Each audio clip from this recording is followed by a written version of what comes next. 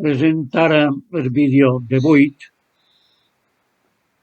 que estarà una mica lligat en el de 9, perquè en ell hi haurà la proposta de resolució de 10 dels exercicis.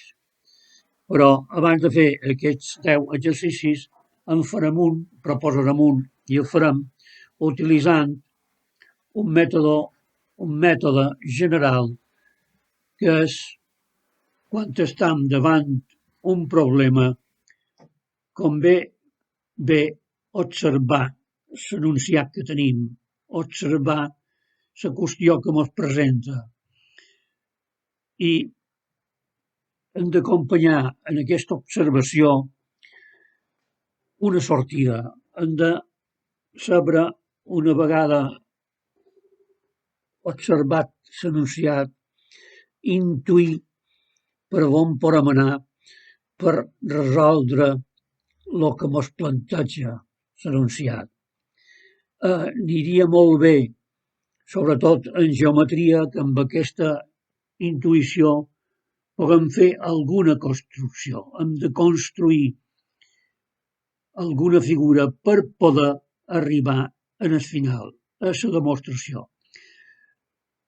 Això li dic un codi d'aquest sistema i l'aplicaré en el primer dels exercicis que present.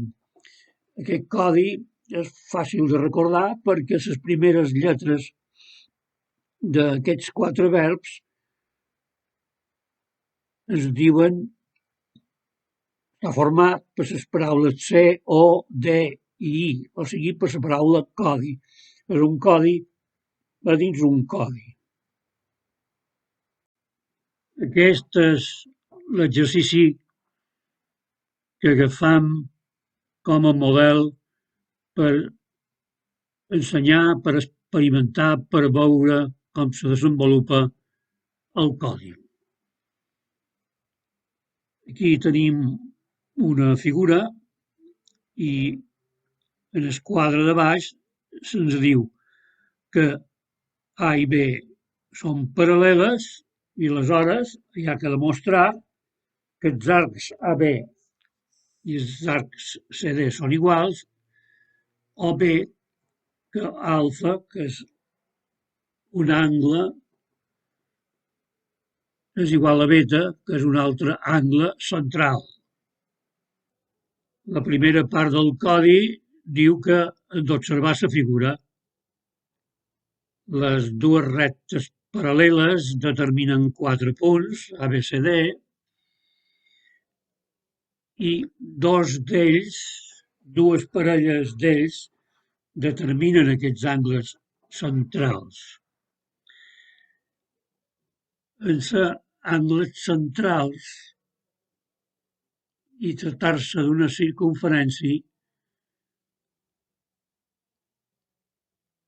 intuïm, que és la segona part, que el que hi ha que fer és relacionar l'angle central, els angles centrals, amb alguna cosa que hem vist fa poc a vídeos anteriors, dels angles inscrits.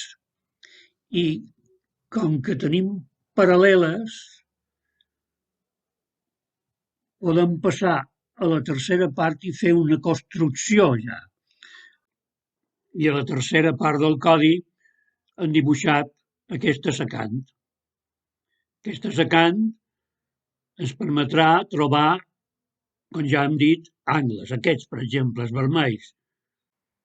La secant determina que aquests angles vermells són alterns interns, per tant són iguals. Un abasteix l'arc AB, que és igual a l'angle central alfa, i l'altre abasteix CD, que és igual a l'angle central beta. Però els inscrits valen la meitat dels centrals, per tant podem posar això i d'aquí deduïm que alfa és igual a beta. És a dir, que l'arc AB és igual a l'arc CD.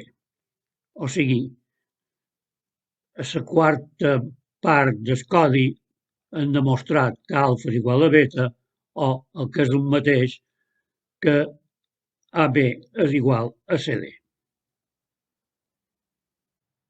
Aquest és el primer exercici dels 10, el de calcular l'angle alfa.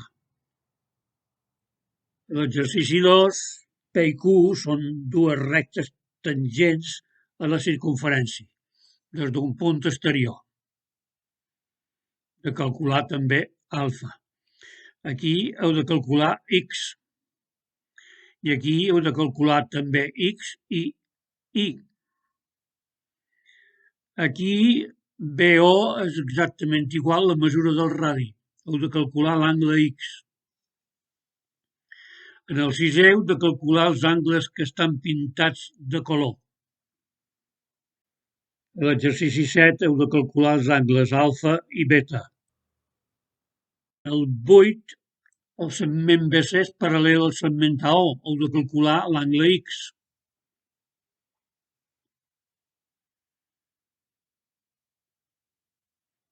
Anàlogament, heu de calcular x en aquesta figura.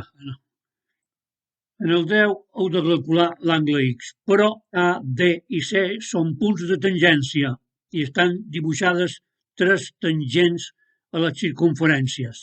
I l'angle verd val 120 graus, format per ADC.